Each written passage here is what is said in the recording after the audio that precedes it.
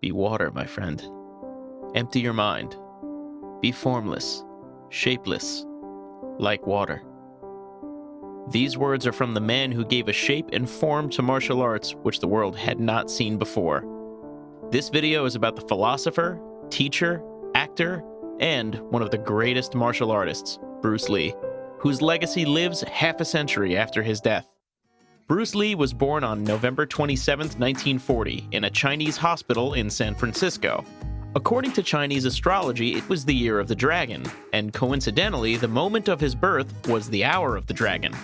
This was not considered a good omen, and his mother wanted to give a girly name to the newborn to duck the omen, but the nurse suggested the name Bruce, which stuck. Their native Chinese family was originally from Hong Kong, a British colony in the 40s. Soon after Bruce's birth, the family returned to Hong Kong, where his father, Lee Hoi Chun, was a famous Cantonese opera actor. Because of this, Bruce got a chance to star in films right from his childhood. Starting with The Golden Gate Girl at the age of 9, he worked in 20 films by the time he turned 18.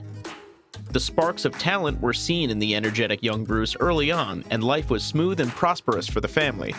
But the same was not true for Hong Kong. Post-World War II, the streets of Kowloon were ruled by gangs of ruffians, and young Bruce was not exactly submissive. He would take the bullies head-on and get into frequent brawls. Concerned about his safety and life, Bruce's father taught him martial arts, and later enrolled him with martial arts teacher Yip Man to learn Wing Chun, a version of Kung Fu. In street fights, as well as organized bouts with rivals, Yip Man was impressed with Bruce's speed and precision. Lee's training didn't divert him from street fights, and he was increasingly butting heads with powerful and ominous enemies. Fearing his life, his parents decided to send him to the USA in 1959 to live with his sister in San Francisco. Lee was back to his place of birth, where his fortune was awaiting him. After a few months of stay with his sister, he moved to Seattle to pursue a high school education. To support himself, he worked as a restaurant waiter and taught martial arts. Wing Chun style was his base, and the biggest influence on his martial arts technique. He taught its modified version at Lee Jun Fan Kung Fu Institute, which he started in Seattle. He initially taught his friends and gathered some colleagues who stayed with him until the end. After schooling, he enrolled at the University of Washington in 1961 to study philosophy, amongst other subjects. This later helped him blend philosophy with martial arts to come up with his unique form of Zen-like martial arts. In the university, he met Linda Emery, whom he married after overcoming resistance from her parents about the interracial union.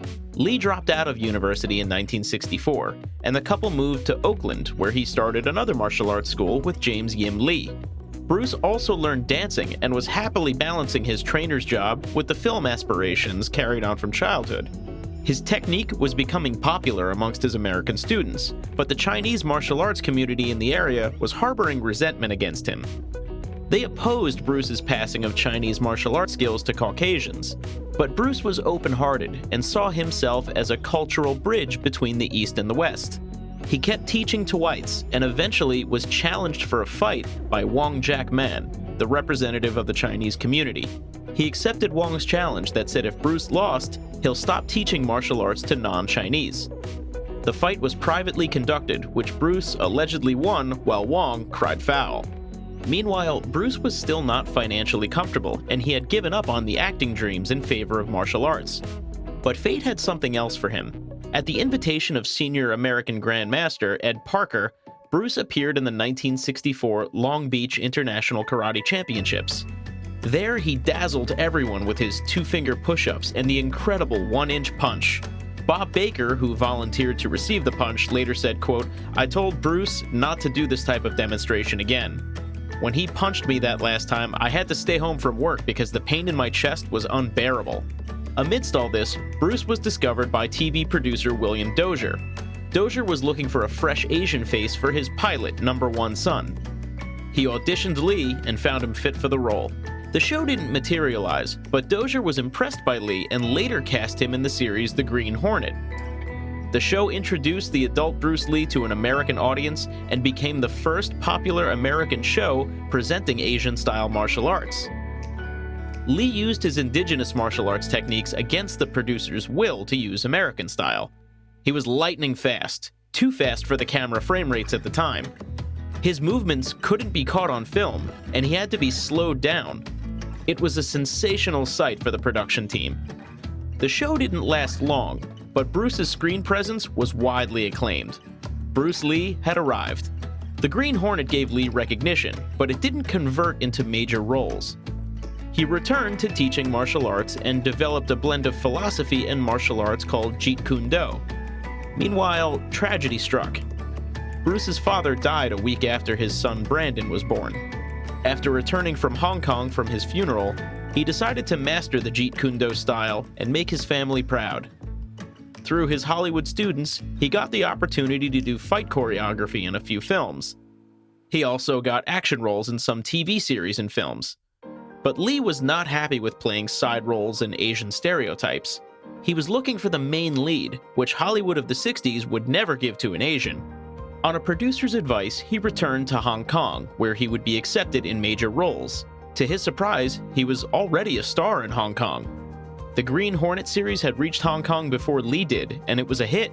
Golden Harvest Studio signed Lee for his first feature film in Hong Kong, The Big Boss, in 1971. It was a massive hit, and Lee became a star.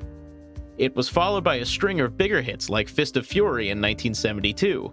Lee opened his own production house and flew in American martial artists like Chuck Norris for the film Way of the Dragon, and giant basketball player Kareem Abdul-Jabbar for Game of Death. Bruce Lee's Hong Kong brand of martial arts films started making waves in Hollywood. His fluid martial arts moves looked like poetry and mesmerized the world. Then Warner Brothers came calling. They signed him for his biggest ever project, Enter the Dragon. Bruce Lee became not only the first Oriental hero in the USA, but the greatest action hero of the time. While filming Enter the Dragon, a host of big offers poured in. But Lee's personal life had been more dramatic than the plot of Hollywood films. Soon after the completion of Enter the Dragon, he died under mysterious circumstances in July 1973. His death at the age of 32 gave rise to many conspiracy theories, though it was medically confirmed to be caused by an allergic reaction to a drug. Enter the Dragon was released posthumously, and it broke all sorts of box office records. Bruce Lee had established himself as a martial arts pop icon, whose style couldn't be replicated to date. He didn't live to see his impact on the world, but his legend lives 5 decades after his death. Well, that was all about Bruce Lee. Who do you think is the greatest Hollywood action star? Let us know in the comments below. Thank you for watching this video. Please be sure to like, share, subscribe, and hit that notification bell for the latest updates.